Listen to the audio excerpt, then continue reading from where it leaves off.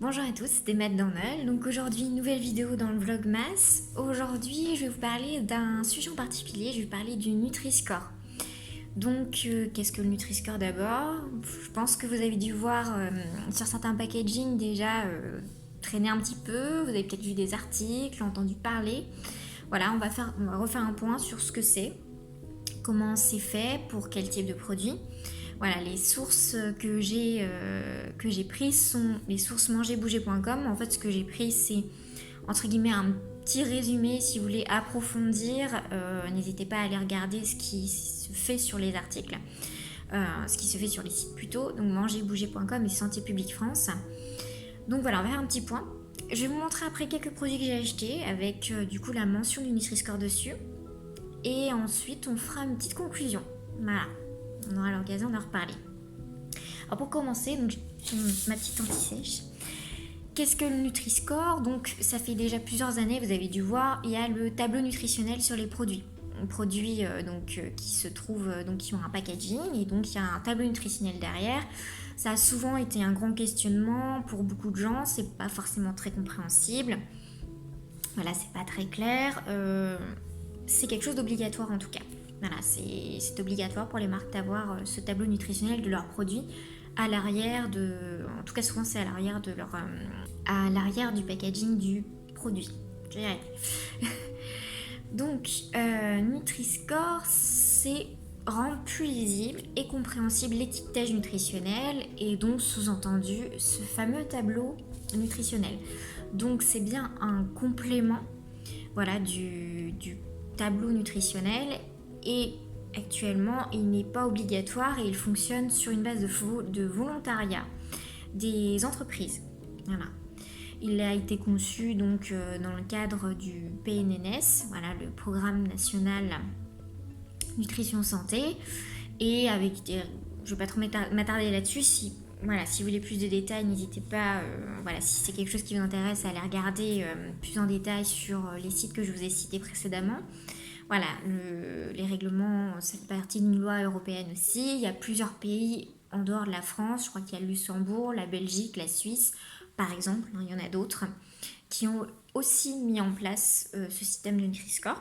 Donc ça a été vu par les autorités de santé comme l'ANSES ou l'HCSP. Je vais y arriver. Et donc c'est en place depuis 2016-2017, donc c'est très récent. C'est pas encore, on va dire, peut-être bien implanté. Et peut-être qu'il y a aussi des changements à faire.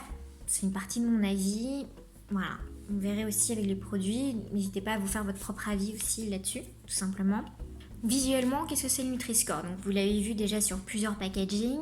C'est un code couleur qui va du vert foncé au rouge, voilà, ou orange très foncé, et qui va de la lettre A, qui correspond au vert foncé, à la lettre E, qui correspond au orange foncé ou le rouge.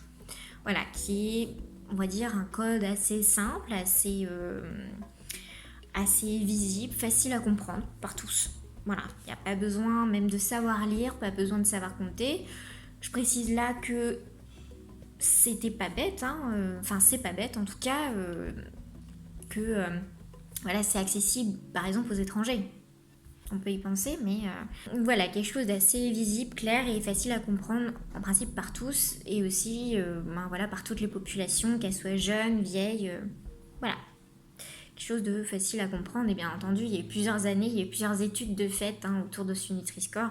Il n'est pas sorti comme ça, vous verrez, il y a une liste monumentale d'études, en particulier sur Santé publique France, voilà, des études qui ont été menées pour rendre en fait compte de ce Nutri-Score. Et quel en est l'objectif? C'est, je reprends ma phrase, améliorer l'information nutritionnelle pour aider le consommateur à acheter des aliments de meilleure qualité nutritionnelle. Là, on est sur la définition de mangerbouger.com, basique. Maintenant, comment c'est calculé? Alors en fait, ça a été créé, donc comme je vous dis, il y a eu plusieurs études, ça a été vu par des équipes internationales. C'est sur un score de 100 grammes, comme vous avez pu le constater aussi sur le tableau nutritionnel, souvent c'est pour 100 grammes. Donc c'est pour une base de 100 grammes, avec en prenant en compte en fait des nutriments ou aliments à privilégier et des nutriments aliments à limiter. Nutriments aliments à favoriser sont donc les fibres, les protéines, fruits, légumes, légumineuses, fruits à coque et certaines huiles comme l'huile d'olive, de colza ou de noix par exemple. Voilà, après sur les deux sites, voilà, il y a déjà une différence en fait. Il y a certains nutriments qui sont pas cités ou voilà. Donc après à voir aussi, est-ce qu'il y a des dérogations peut-être pour certains produits. Voilà, on verra aussi un peu par la suite, on va en reparler. Et ceux qui sont à limiter, donc il y a l'énergie / les calories, hein, le sucre, le sel et tout ce qui est acides gras saturés, tout un type de lipides. Voilà, je ne vais pas trop m'étendre là-dessus, mais voilà, c'est un type de lipide qui peut être précurseur de certaines pathologies, de maladies cardiovasculaires par exemple. Voilà. Dans ces acides gras saturés, il y en a plein, voilà, je ne vais pas les citer, on n'est pas en biochimie, hein, je vous rassure, mais voilà, selon les doses, il y en a qui sont plus ou moins néfastes, il y en a qui ne le sont pas, voilà, je ne vais pas trop m'étendre là-dessus. Un type de lipide, on va dire ça comme ça. En sachant que si ce qui apporte l'énergie, les calories, souvent, c'est les lipides. Voilà, les lipides en général. Et ce qui est précisé, c'est que c'est adapté pour certaines familles d'aliments, comme les produits gras comme le beurre ou l'huile, ou par exemple le fromage et les boissons. Donc ça me permet de rebondir là-dessus. Quels aliments au final sont concernés? Donc les produits transformés et boissons, sauf certains produits comme les herbes aromatiques, les thés, les cafés. Voilà, donc tout ce qui est autre, en particulier par exemple les légumes frais, les fruits frais, en fait, ne sont pas concernés parce qu'ils seraient obligatoirement en A quand on prend la liste des nutriments ou aliments à limiter ou favoriser. Tout de suite, on se dit, ouais, ok, légumes, fruits, voilà, on serait quelque chose d'optimal entre guillemets. Bon. Ensuite, ce qu'ils expliquent, c'est que ça permettrait, voilà, de choisir entre plusieurs produits d'un même rayon. Par exemple, des céréales d'un petit déjeuner, vous auriez, je sais pas, 3 choix de céréales au petit déjeuner. Et le Nutri-Score vous permettrait de choisir celui qui a la meilleure qualité nutritionnelle. Jusque-là, voilà. Ou un même produit de marques différentes. Donc là, on revient sur le côté dans le même rayon, voilà, mais qui peut un petit peu, voilà, un peu englober d'autres choses. Et voilà, terminer là-dessus, entre guillemets, aider à faire un choix éclairé, voilà, du consommateur. Donc qu'est-ce qu'on peut en tirer? Qu'est-ce qu'on peut faire comme première conclusion? C'est que c'est un logo à poser sur la face, je ne l'ai pas précisé, mais sur la face des aliments transformés ou boissons. Et voilà, qui est assez clair, qui a été adapté pour que ce soit compréhensible par tous et pour permettre un choix éclairé, je reprends ce mot-là, du consommateur sur la qualité nutritionnelle des produits qu'il achète. Bon, maintenant on va passer à autre chose, on va passer à un petit exercice. J'ai acheté plusieurs produits de différents types et donc je vais vous les mettre dans l'ordre de A à E. Voilà. Je vais vous les passer là dans la vidéo. Je vais vous laisser un petit peu de temps d'analyser. Je vais essayer, voilà, de vous faire vos propres idées. Si vous pouvez, une fois que vous avez regardé tout ça, mettre la vidéo en pause et déjà faire un petit commentaire. Dites-moi ce que vous en pensez, qu'est-ce que vous voyez. Voilà, je ne fais aucun autre commentaire. Donc on commence par les produits A, qui doivent être privilégiés à tout prix. Voilà, c'est ce qu'il faut privilégier par rapport à tous les autres produits. Je vérifie bien. Donc qu'est-ce qu'on peut y voir? Eh ben nous avons, j'ai pris vraiment de tout, de tous les groupes d'aliments, ouais, de ce qui me parlait, en sachant que comme je vous dis, c'est sur base du volontariat, de mes recherches. Voilà, il y a pas tant que ça d'entreprises proportionnellement, hein, bien entendu, à toutes celles qui existent en France, qui ont apposé ce règlement, qui ont apposé sur logo sur certains de leurs produits. Donc, qu'est-ce qu'on peut y voir dans cette catégorie A? Donc, au fond, on voit, il y a du poisson, voilà, du poisson surgelé. Ensuite, nous avons deux types de cassoulet William Saurin. Un cassoulet, donc c'est deux types de cassoulet, c'est c'est le même type, mais il y en a un qui est bio, il y en a un qui ne l'est pas. Donc, on voit bien qu'ils sont dans la même catégorie. Ensuite, nous avons des carottes en conserve qui sont également ici. Nous avons des compotes. Un petit peu par la suite, on retrouve d'autres compotes. Voilà. En sachant qu'il y en a une qui est allégée en sucre, celle-ci, et l'autre est sans sucre ajouté. Je pense que c'est important à noter. Ensuite, nous avons deux produits surgelés. Nous avons des haricots verts et une poêlée de légumes avec des lardons fumés. Voilà. Ensuite, nous passons à la catégorie B. Alors, la catégorie B. Je vous laisse faire déjà votre petit avis. Nous pouvons voir qu'il y a donc du Nesquik en poudre, du Nesquik en céréales, en sachant que là, on est sur un 750 grammes, parce que, assez étrangement, il existe sur le packaging du Maxi 750 grammes, mais pas sur les packagings plus petits. Marketing, pas marketing. Zut, je voulais pas vous donner mon avis. Pardon. Qu'est-ce qu'on peut y voir également? On peut y voir une soupe bio. Voilà, moulinée de légumes. Voilà. Ensuite, nous avons du jambon. Jambon moins 25% de sel. Voilà. Et en dessous, nous avons des frites surgelées à faire au four. Par la suite, nous arrivons sur la catégorie C. Qu'est-ce qu'on peut y trouver?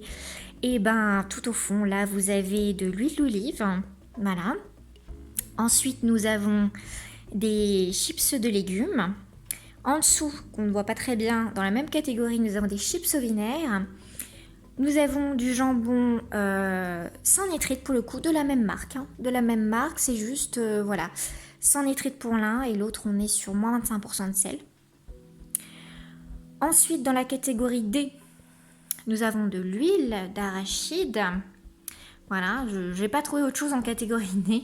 Et pour terminer, donc le pire du pire, à limiter, nous sommes sur du Roquefort. Bon, voilà, c'est du Eco Plus. Et on constate que la couleur n'est pas la même. Est-ce qu'il y aurait des petites modifications? Est-ce qu'il y a le droit? Est-ce qu'on n'est pas censé respecter les couleurs également? Voilà, donc je vous laisse faire votre petit avis. Mettez la vidéo en pause, faites-moi un petit commentaire, dites-moi ce que vous en pensez. Que ce soit en bien ou en mal, hein, qu'importe. Donnez-moi vraiment ce que vous en pensez. Et on en discute juste après. Donc voilà, donc j'espère que vous m'avez laissé un petit commentaire. J'espère vraiment que vous avez joué le jeu. Voilà, j'aimerais bien avoir vraiment votre retour là-dessus, me dire ce que vous en pensez.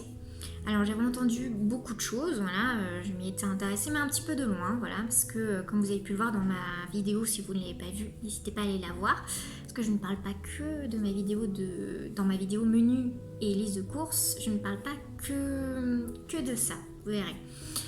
Et voilà, comme vous avez pu le constater, je fais très peu de courses en supermarché et ce type de produits, en fait, je ne les achète jamais, ou pratiquement jamais. Donc c'est vrai que j'avais vu ça un peu de loin et pour ça j'ai acheté pas mal de produits. Et vraiment quand j'ai fait ces courses là exprès pour la vidéo, j'ai été très étonnée par beaucoup de choses. Et je pense qu'il y a certaines choses qui vous ont étonné aussi. Pourquoi on retrouve dans le groupe B un Nesquik par exemple, un chocolat en poudre, des céréales de petit déjeuner qui, on a pu beaucoup l'entendre, sont quand même très sucrés. Voilà, très sucrés. Par exemple, qui va se retrouver dans le même groupe en tout cas très proche du groupe des compotes par exemple. Des compotes, pourquoi aussi voilà, on retrouve des frites aussi dans ce groupe-là. Voilà, moi, c'est des questions que je me pose. Alors, moi, je me suis déjà un petit peu analysé ça, mais je pense que c'est des questions que vous vous posez aussi, hein, c'est pour ça que je les pose comme ça. Et donc voilà, il y a des choses un peu surprenantes. Et donc, il y a des choses qui sont prises en compte. Ce système est très récent, ça part d'un bon sentiment, mais je pense que c'est pas tout à fait abouti et certaines entreprises peut-être ne jouent pas tout à fait le jeu ou voilà. Après, j'ai tellement ce système de marketing, etc. Moi en plus, je suis pas spécialisée là-dedans, donc voilà. Mais il y a beaucoup de questions qui peuvent se poser. Par exemple, l'histoire du Roquefort avec voilà, pourquoi est-ce que dans le logo la couleur joue énormément parce que c'est visuel. Donc pourquoi l'enlever? Est-ce que c'est possible ou pas? Est-ce que quel jeu ils ont joué? Et moi, il y a d'autres choses qui me posent aussi question, c'est de ce qu'on entend, par exemple, le bio serait quand même à privilégier. Je ne sais pas si vous êtes d'accord avec moi ou pas, mais bon, ce qu'on peut entendre, par exemple, le bio serait à privilégier. D'accord, alors pourquoi on retrouve des produits bio, comment dire, voilà, sur un même produit, ils vont être, comment dire, de même teneur. Sur un même produit, le bio et le pas bio vont être de même teneur.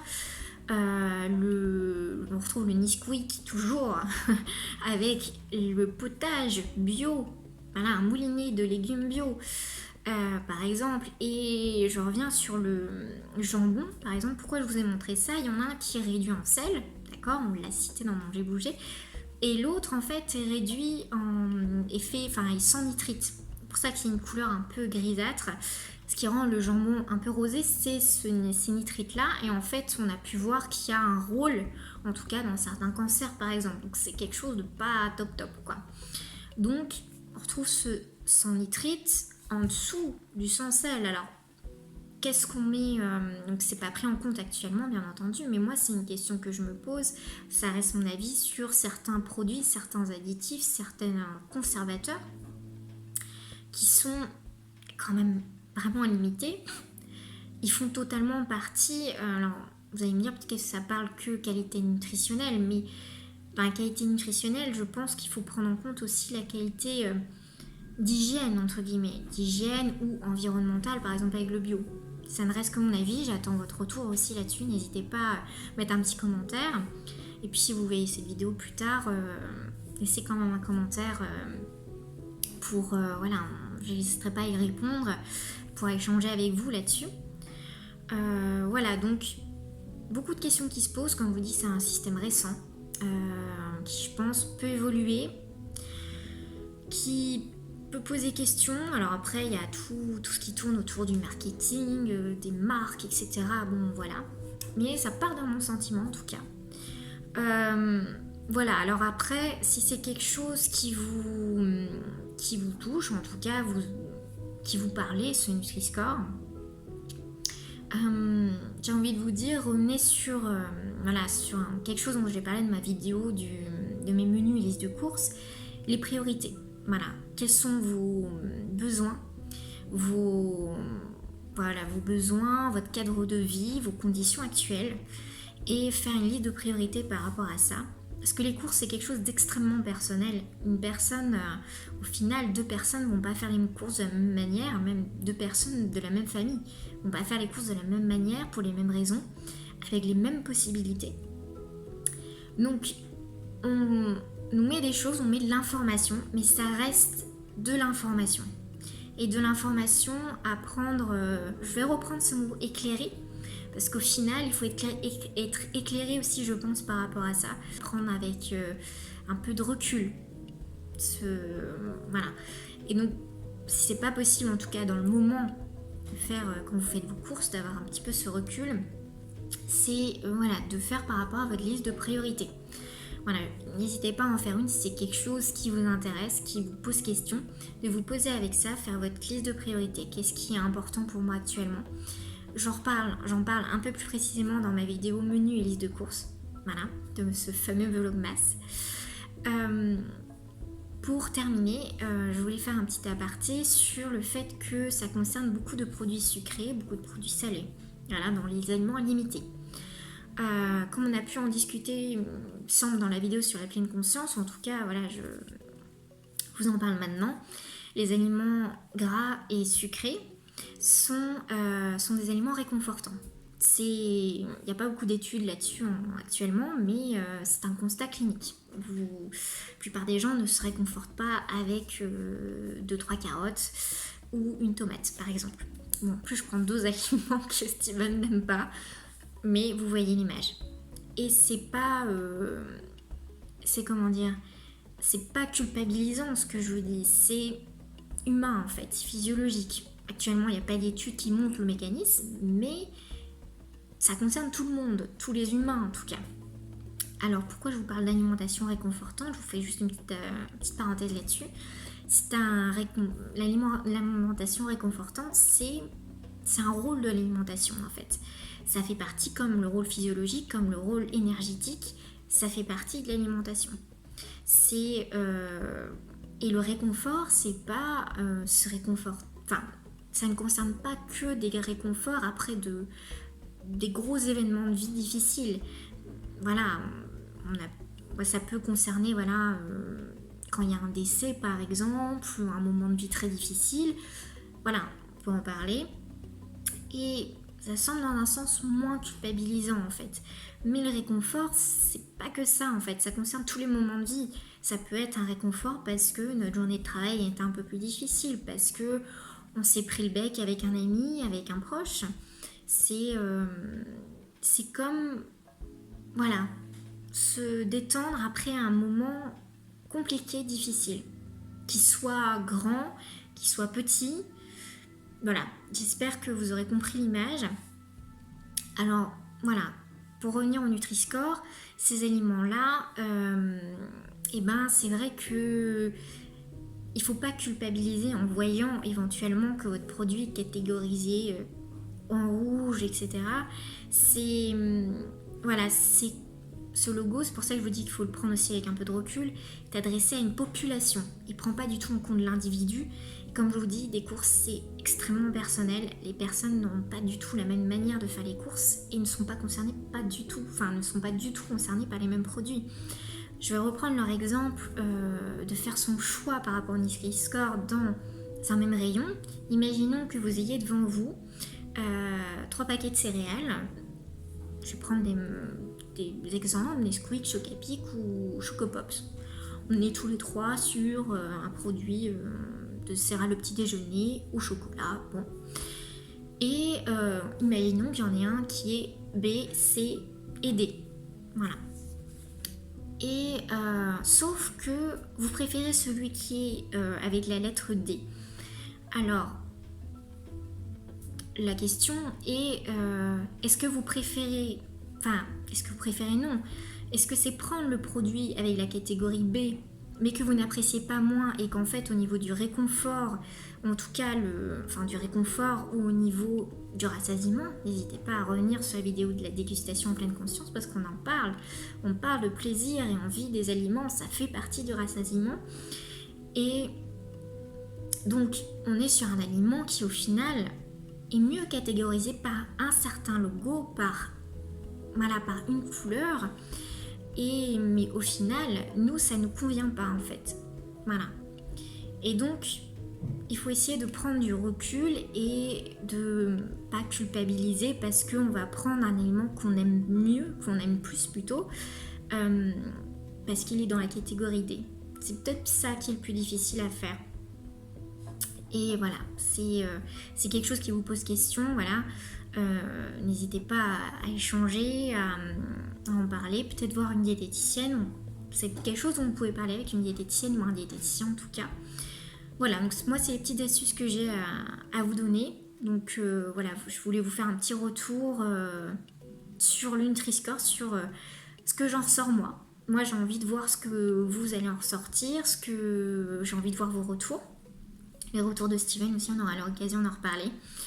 Et par rapport à ça, de reparler des priorités quand on fait ses courses et de se dire qu'on reste un individu et que des courses, ça reste extrêmement personnel parce que derrière les courses, il y a nos repas. Tout est lié en fait. Donc voilà, j'espère que cette vidéo vous aura plu, qu'elle aura été intéressante. J'attends vos commentaires et puis qu'est-ce qu'il me reste à vous dire? Ouais, il me reste à vous dire à très bientôt. Et puis Kinavo, merci beaucoup d'avoir regardé cette vidéo. Kinavo.